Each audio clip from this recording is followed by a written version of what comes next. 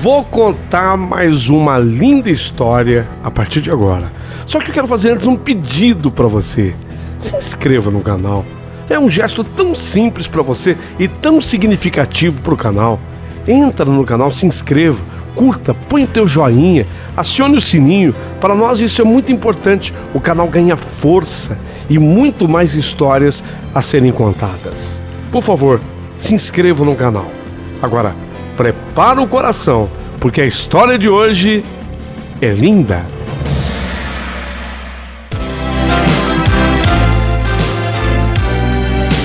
Rádio Emoção. Paulinho, boa pessoa. A verdade de cada um.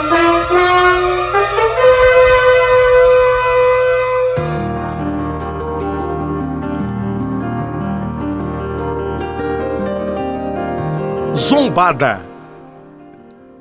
Eu começo a minha carta com essa palavra, zombada. Eu era motivo de zombaria. Ô Sandra, mas como assim? Zombada, motivo de zombaria? Não tô entendendo, Sandra. O que aconteceu? Olha, eu quando me casei com o Mauro, quando me casei com o Mauro, me casei pra valer, porque eu não faço as coisas de brincadeira, sabe? Nós já nos conhecíamos havia 1 ano e meio, foi o período que nós namoramos, o período que nós noivamos. Sim, ele dava as escapadelas dele, também é verdade. Sim, eu não posso dizer que ele não tenha dado sinais na época de namoro e noivado, não. Porque esses sinais existiram. Mas você acredita aquelas escapadelas do Mauro, pelo menos eu acreditava, que elas acontecessem exatamente porque, sabe, as coisas não estão bem definidas ainda. E passou a preocupar muito mais depois que nós ficamos noivos. Inclusive, eu cheguei a dizer para ele, ó, Mauro, vê se agora você fica mais contido, vê se agora você fica mais aqui pertinho de mim, mais à minha disposição. Mas ele sempre aprontava, sabe, Paulinho? A verdade é essa. E no dia que foi o dia do meu casamento, sem exagero nenhum, tinha umas três moças que foram convidadas, inclusive dele, e estavam lá no casamento. Umas 3 assistiram a minha cerimônia de casamento, que o Mauro já tinha... Eu preciso ser mais claro ou não? Preciso ser mais claro? O Mauro, ele já tinha pegado pelo menos umas 3 dali. Caramba!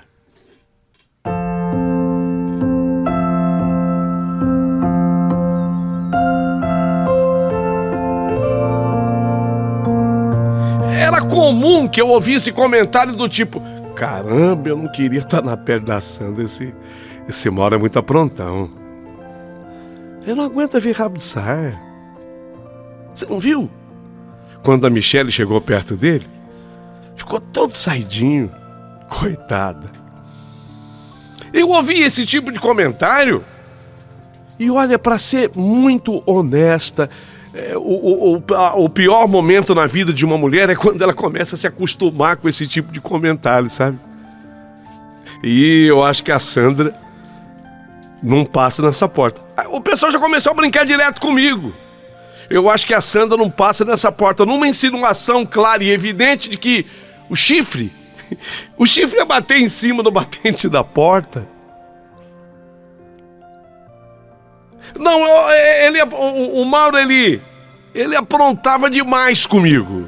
Ele aprontava demais comigo. Ele não era um homem no qual se pudesse confiar. E todo mundo dizia: ele não aguenta ver um rabo de saia. Eu sinceramente, eu nem sei como é que eu tive suporte, e para usar uma expressão até mais chula, com a tua permissão, eu não sei como é que eu tive saco de ficar aguentando aquelas coisas do Mauro, aquelas gozações das pessoas, aqueles risinhos das pessoas, aquelas insinuações da pessoa. Eu nem sei como é que eu suportei aquele período de 6 anos, sendo que neste período de 6 anos nós sequer tivemos filhos. Não, nós não tínhamos filhos.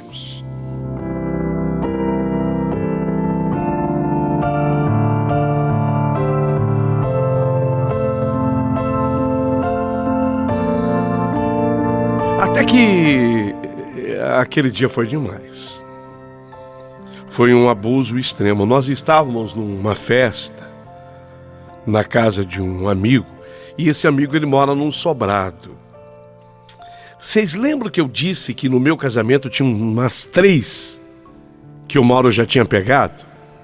Pois é, uma dessas estava nessa festa na casa desse amigo comum. Tem gente que fala assim, mas você devia evitar, né? Eu até dou risada quando eu toco nesse assunto, que tem gente que fala assim, mas Sandra, você deveria evitar estar num lugar onde tivesse alguma ex do teu marido. Mas não tinha como evitar, porque aonde eu estivesse, a verdade é que havia uma ex do Mauro. Tinha uma ex do meu marido. E nessa festa não foi diferente. Inclusive essa que lá estava, era uma ex que esteve na minha cerimônia, no meu casamento, como convidada dele, estava lá. E o Mauro, e a gente ali na festa, aniversário do amigo, e a gente comemorando, e o Mauro que toma um negócio daqui, o Mauro que toma outro negócio dali, eu também participando. De repente, não mais do que de repente, mais ou menos depois de umas 3 horas que nós estávamos na casa, eu procurei o Mauro, era um sobrado a casa. Eu já disse, né? Era um sobrado. Eu procurei o Mauro. Cadê o Mauro?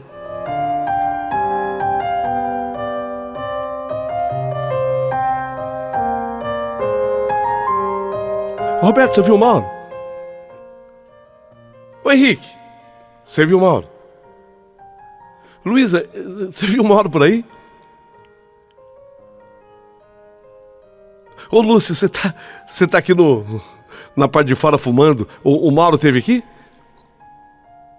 Não, ninguém me dava notícia do Mauro. Ah, peraí. Na verdade, sumiu o Mauro e sumiu a Michele. Que era... Ah, peraí. Cadê o Mauro e cadê a Michele? Eu disse que o amigo aniversariante, ele morava na casa, a casa era um sobrado, e obviamente que a parte de cima era a parte íntima da casa. Ah, eu não tive nenhuma dúvida. Aquele dia, 6 anos já de casamento, aguentando e suportando aquelas brincadeiras, aquelas gozações todas, eu subi no 2º piso da casa, no 2º andar da casa, até sem autorização dos donos. Também não fui percebida, também não fui notada, mas eu subi. E eu fui passando, sabe? De cômodo em cômodo lá em cima, quarto da esquerda, quarto da direita, quarto da frente. E foi num daqueles quartos. Nem era um quarto de dormir, era um quarto que tinha um sofá e uma TV, devia ser uma sala de TV, que ficava na parte de cima da casa. Lá eu encontrei. Lá eu encontrei o meu marido, Mauro, com ela, com a Michele. Os dois, quando me viram, eu estava aqui, eu queria mostrar uma coisa na televisão, a TV estava ligada, que era uma sala de TV e tinha um sofá. Eu queria mostrar uma coisa na televisão para a Michele e ela não tinha visto. A Michele ficou vermelha, azul, cor-de-rosa. Eu acabei com os dois. Vocês ainda não têm vergonha na cara de querer inventar uma desculpa para mim? Tudo bem me chamar de imbecil, me considerar de imbecil, mas na minha cara, assim, eu não vou admitir. A essas alturas, já tinham 6 anos do nosso casamento. E eu estava chegando aos meus 30 anos. Quer dizer, eu não era mais menina. Eu não era mais moleca. E aí eu tirei a aliança ali naquela hora, joguei na cara do Mauro. Eu fiz um escândalo tão grande lá na parte de cima, que na verdade... esse escândalo acabou chegando na parte térrea da casa. Todo mundo acabou tomando conhecimento da briga lá de cima. Tanto é que os donos da casa e pessoas amigas dos donos da casa, tão amigas quanto nós éramos, subiram. Calma, gente, calma, olha, vai tudo acabar bem, sabe? E não, deixa disso. E alguém me puxa para cá, alguém puxa para lá, achando que talvez fosse até capaz de um escândalo maior do que aquele que eu já tinha feito. Resultado, não dava mais, chega. O cara só aprontava comigo. É óbvio que eu tinha lá minha culpa no cartório, porque isso não estava acontecendo daquele momento para frente, já havia acontecido lá atrás no passado. Eu já havia tido sinais da má conduta dele. Todo mundo já comentava que ele não aguentava ver um rabo de saia. E especialmente ele tinha uma queda por essa tal de Michele, que era uma das ex, inclusive esteve no nosso casamento. Sabe, a pessoa quando não tem respeito pela outra, assim, eu falei, chega. Eu já havia suportado demais. Qualquer outra mulher no meu lugar já teria pedido o boné há muito tempo. E foi exatamente assim, nessa briga, nesse escândalo, que eu acabei com o meu casamento. Quer dizer, acabei com o meu casamento. O meu casamento estava acabado. Meu casamento estava acabado. Eu apenas coloquei um ponto final naquele dia, jogando fora a aliança. Chega. Só que é gozada a vida, né? A vida é gozada porque até ali eu era uma pessoa livre, porque eu poderia reassumir a minha vida totalmente independente. Porque, eu repito, 6 anos de casamento com o Mauro, eu não tive filhos, eu não engravidei. Até por uma questão de foro íntimo e uma certa carência. Eu quando saí daquele escândalo, daquela casa, eu saí com um desejo, com um propósito dentro de mim, sabe? Eu queria encontrar pessoas, eu queria estar com pessoas. Eu queria também encontrar alguém. Era como se eu quisesse provar para mim mesma que eu era capaz. Que não era só o meu marido que era capaz de ter tantas quanto ele quisesse. Era o que ele passava na imagem dele, que eu também era capaz, que eu também podia. Ora, se ele pode, eu também posso. E foi assim que, ao sair daquela casa, dias depois, acho que tinham passado uns 20 dias, não mais do que isso, umas 3 semanas. Depois daquele, não havia ainda sido oficializado o fim, óbvio, não tinha corrido o processo, aquela coisa para terminar um casamento, do divórcio, não, isso tudo, essa parte burocrática não tinha acontecido ainda. Mas nós estávamos separados de corpos, havia 3 semanas. 3 semanas. E aí, na 3ª semana, eu resolvi sair com as minhas amigas. Você vê que quando a coisa tem que acontecer, acontece. 3 semanas que eu estava separado. Saí com as amigas. Elas até tentando me confortar, me consolar, me dar uma força. E foi nessa saída que eu reencontrei um verdadeiro príncipe, Edmo. Quem era o Edmo? O Edmo havia sido meu namorado no tempo de colégio. Mas ele era considerado, o Edmo, assim, o menino mais bonito do colégio. Porque o Edmo, ele é moreno, dos olhos verdes. Então, ele é lindo de viver. Eu prefiro essa expressão. O Edmo é lindo de viver. E havia sido meu namorado. E eu, naquela carência, e também, como não dizer, naquela fossa, as amigas ali do meu lado, o Edmo, quando me viu, não acredito, Sandra! Meu Deus do céu, 15 anos, eu tinha 15 anos quando nós namoramos, 15 anos. Há um detalhe, o Edmo, ele havia sido o primeiro homem da minha vida. Ele tinha os seus 17, eu tinha meus 15, e foi com ele que eu acabei perdendo a virgindade. Ah, eu não acredito, Sandra, você aqui. E aí ele me abraçou. E aí as amigas me cutucaram, porque ele estava numa mesa assim com amigas, amigos dele, né? Ele estava com esses amigos. Aí as minhas amigas me cutucaram e falavam: Sandra de Deus, que príncipe é esse? Que cara lindo é esse? E eu ia falando para elas, né? Isso aí foi o meu namorado no tempo de adolescência. Aí comecei a contar detalhes. Eu tinha 15 anos, ela no colégio. E ele lá na mesa com os amigos. Eu tinha 15 anos. Ele: ah, você tá brincando, mas ele é lindo demais. E não deu certo? Ah, não deu certo depois, você sabe como é que é, a gente é muito jovem. Eu conversando com elas, elas comigo. E eu acabei falando até para elas. Foi com ele que eu perdi a minha virgindade. E foi legal. Porque aí cada uma contava a sua experiência. E dizem que nem sempre essa experiência é muito legal para a mulher, mas a minha havia sido bacana.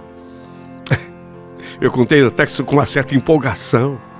Aí uma delas falou assim: ah, repete a dose, boba. Repete a dose. Eu achei engraçado. Mas eu era livre para isso, tá? Eu estava separado havia 3 semanas do meu marido. Eu me senti livre para isso. Repete, larga de ser boba.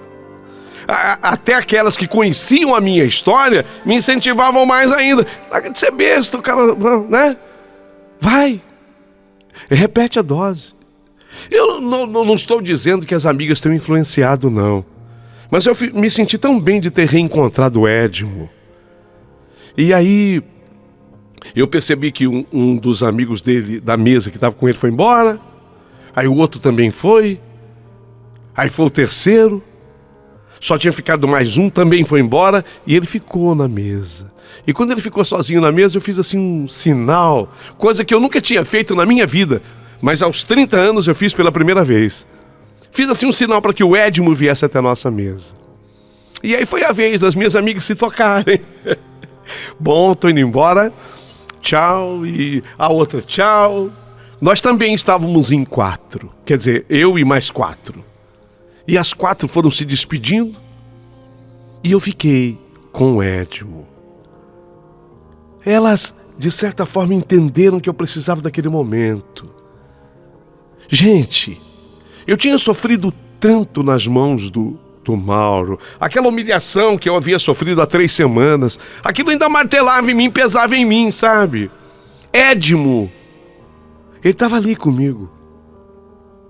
A gente quase não se perguntou sobre a vida de um ou de outro. Eu quero que vocês me entendam, porque eu não sou leviana. Absolutamente, eu nunca fui. Mas naquele dia, quer dizer, naquela noite, eu queria. Naquela noite, eu estava querendo seguir o conselho que as amigas haviam me dado. Eu queria ter aquele momento. O Edmo, lindo, como sempre fora, segurou a minha mão. E não demorou muito, naquela mesma mesa do restaurante, nós nos beijamos.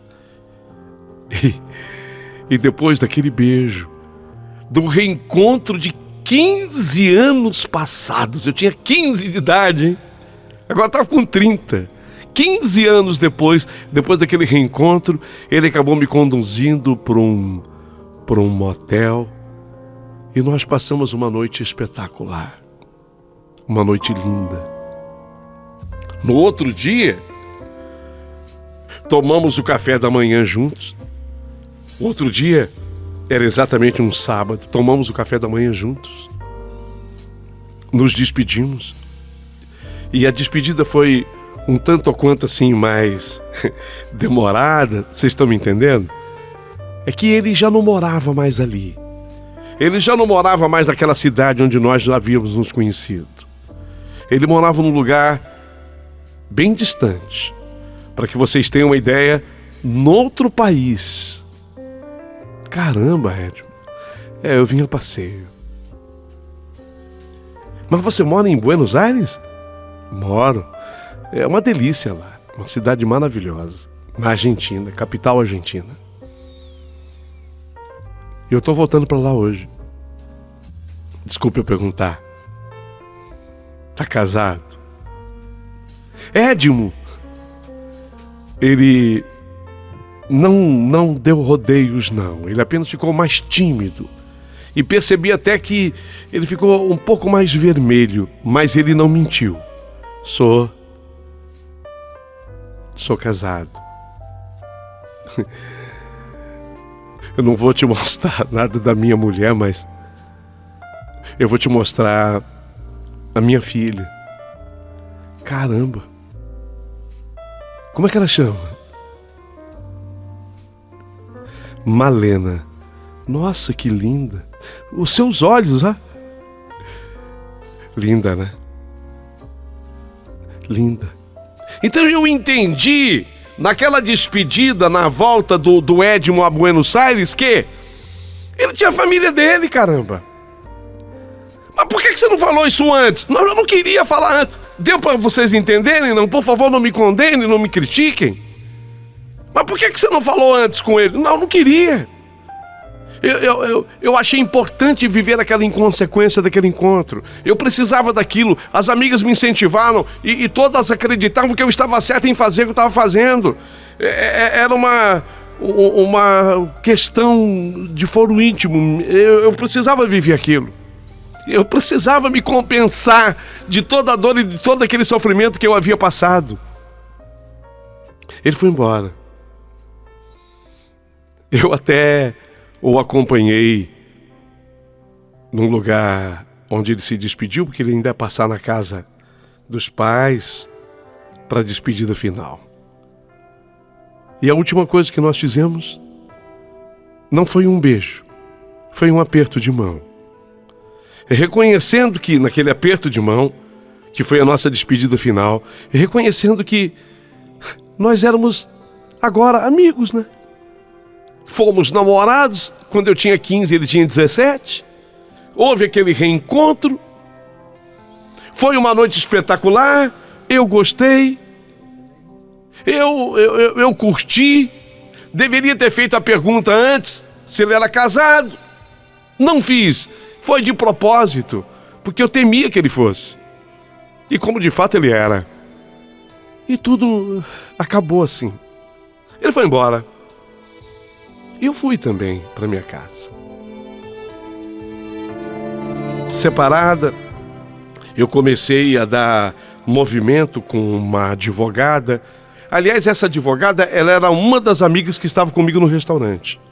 Ela começou a dar movimento na coisa do divórcio, começou a montar o processo. Nós entraríamos com aquele processo, muito brevemente. E assim, deste encontro, um mês se passou. Um mês. E eu comecei com umas mudanças estranhas no organismo, sabe? Comecei... enjoo. Um detalhe. Eu detesto, desculpa, tá quem gosta. Até o suco eu suporto, mas eu detesto maracujá. A fruta, maracujá, eu detesto. Mas o suco eu gosto. Ai, que vontade de maracujá. Eu comecei a ficar com vontade de maracujá, uma fruta que eu detestava. Estranho. Mas por quê? Uma amiga falou pra mim assim, peraí. Ô Sandra, do jeito que você tá, assim, com esses enjoos, com esses desejos, com essas vontades, você não tá grávida, não? Quando ela falou, até me arrepiei. Mas é uma coisa simples de saber, peraí. Ela correu na farmácia e comprou aquele teste. Adivinha? Positivo para a gravidez. E eu não tive nenhuma dúvida. Nenhuma dúvida. É do Edmo. É do Edmo.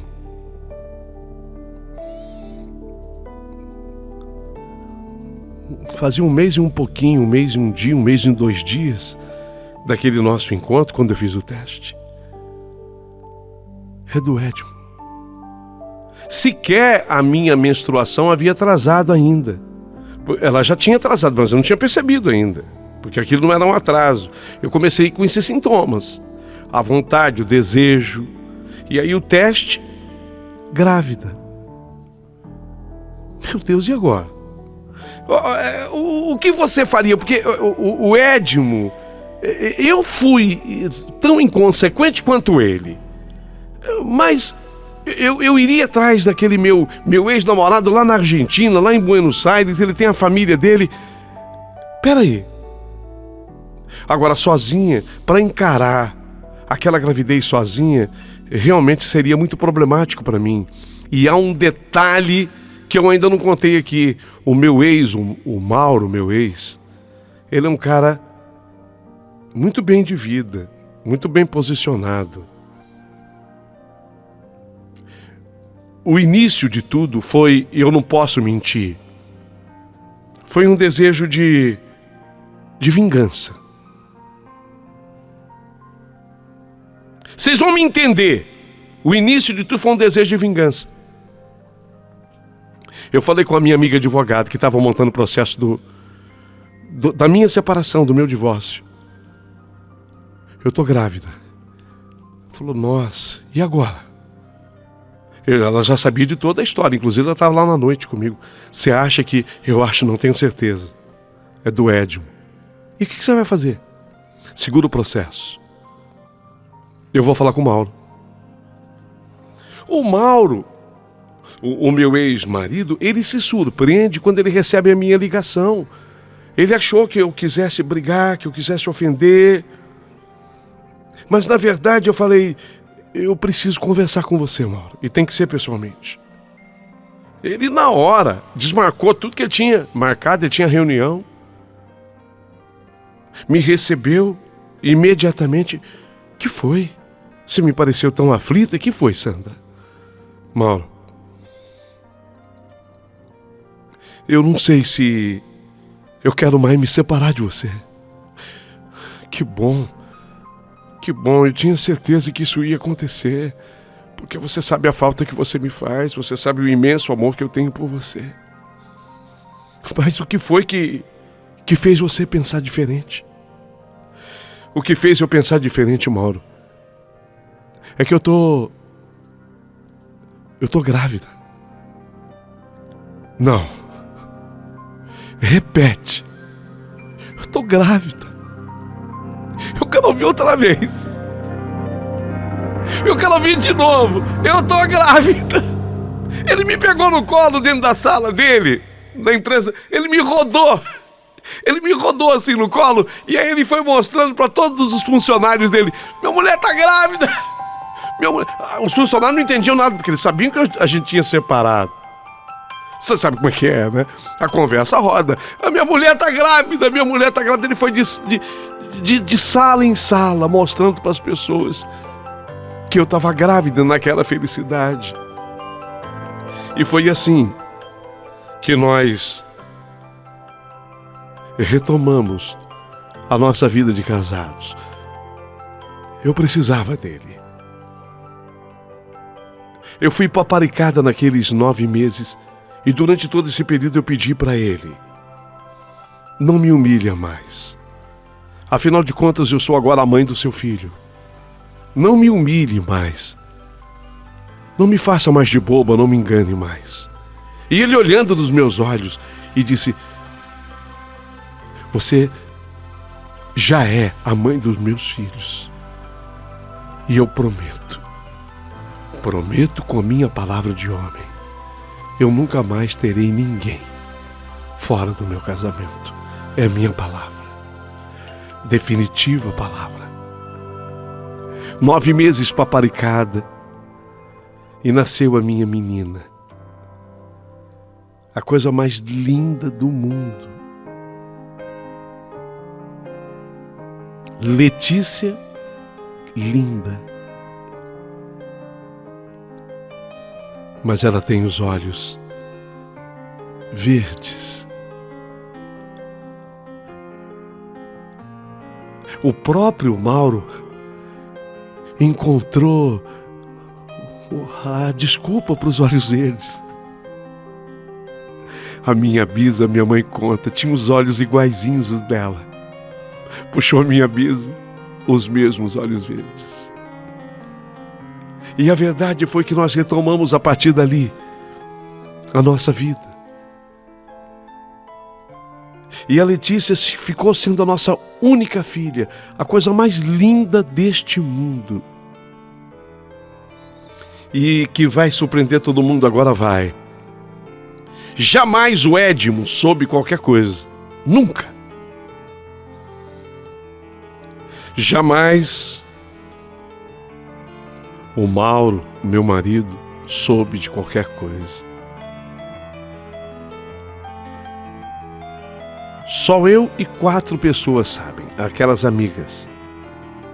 E dentre elas uma advogada. O tempo correu e passou. A festa da minha menina será agora nesse mês. A festa de 15 anos dela. No finzinho desse mês.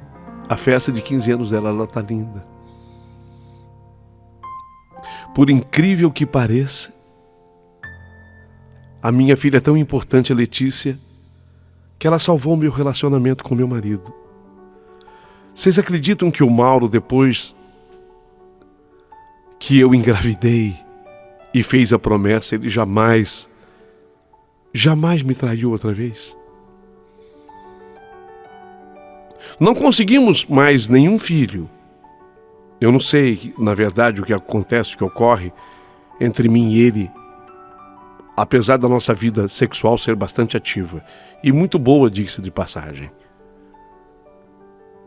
Mas vocês acreditam que ele mudou comigo? Se tornou um marido carinhoso. Carinhoso ele sempre, na verdade sempre foi, mas além do carinhoso, companheiro, amigo, presente, honesto. Rompeu com aquelas coisas todas que ele tinha do passado. A minha bebê, e hoje ela já é uma moça de 15 anos, a minha bebê transformou, sabe, o coração e a cabeça do Mauro. Assim como transformou também a minha vida numa vida de muita felicidade. Bom, mas, Sandra, qual é a conclusão então que você chega da tua história? Eu precisei do Edmo. Vocês percebem o que é a vida? O que é a vida?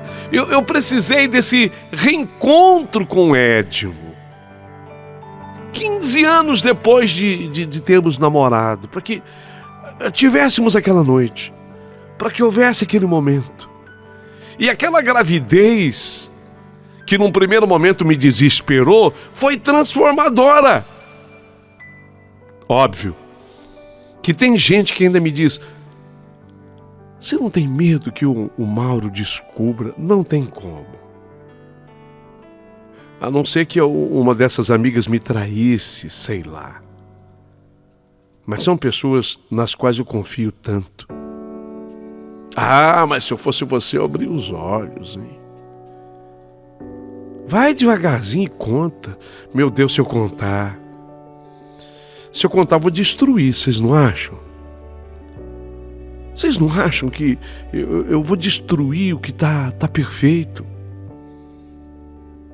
Eu sempre gostei do Mauro. Ele sempre gostou de mim. Qual era o defeito dele? Segundo as pessoas comentavam, não aguentava ver um rabo de saia. A filha o mudou. Mas a filha não é dele. Não é. A filha não é dele.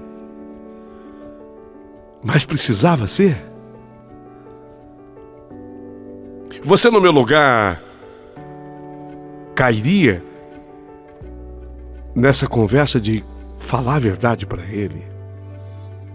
Ninguém sabe. Quer dizer, eu, as amigas.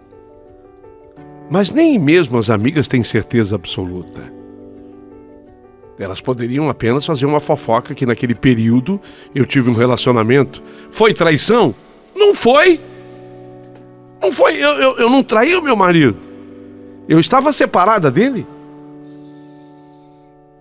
Quando eu saí com E isso é importante que vocês percebam.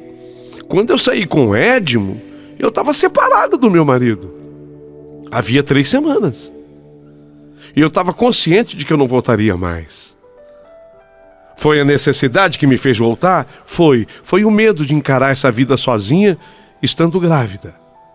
Sendo que o meu marido tinha tão boa condição. Tem muita gente que já quer falar agora aqui. E eu tô pronto para colocar a tua opinião no ar, porque é importante mesmo, porque ela mandou essa carta exatamente para que você possa falar. Quero te ouvir. Bom dia, Paulinho, tudo bom? Paulinho, eu acho que se até agora, depois de 15 anos, ela não falou nada, deixa quieto, deixa pra lá. Eu pedi a Deus saúde pra menina, que ela nunca precise de nada do ex, né, daquele ex dela. Ou entendi, eu entendi o que você está falando, eu cheguei a pensar nisso. Entendi. Deus abençoe, um ótimo dia, Eunice do Parque São Lucas. Eunice, eu entendi o que você quis dizer, isso passou pela minha cabeça, você diz assim, a necessidade da doação de algum... Tomara a Deus que isso de algum órgão, né?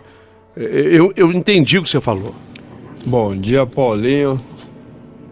Então, ela tem que tomar cuidado pra um dia o marido dela descobrir que não pode ter filho, né? Se ela não engravidou até agora, quem sabe ele não pode ter filho, aí vai complicar lá na frente, hein?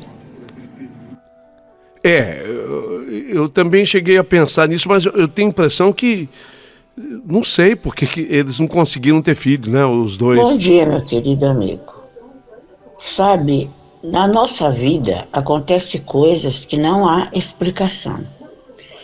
Às vezes, as coisas de Deus, ela é inexplicável. E talvez precisava de acontecer isso para que as coisas dessem certo. Verdade. De repente, a filha pode ser dele mesmo, ninguém sabe. Então deixa as coisas do jeito que tá. Um dia mais tarde, quem sabe, se isso tiver que vir à tona, virá. Porque em cima dessa terra nada fica coberto. Bom dia. Pede para essa moça ficar em paz. Ainda bem que ela não acabou com o casamento do rapaz, nem com o dela também. Seria 2 famílias destruídas. O rapaz nem sabe. Deus não permite que caia uma folha de uma árvore que não seja permitido por ele. Fala para ela ficar em paz e seguir em frente. Perfeito. Meu amigo Paulinho Boa Pessoa, bom dia. Ô, filósofo. Paulinho, o negócio é deixar quieto. Deixa quieto, tá tudo certinho. Né? Eu também acho. Não vai cutucar onça com vara curta não, porque o ataque vai ser fatal. Falou, meu amigo. Deus... Obrigado, filósofo. Bom dia, Paulinho. Bom dia. O que eu tenho que dizer para essa moça é isso.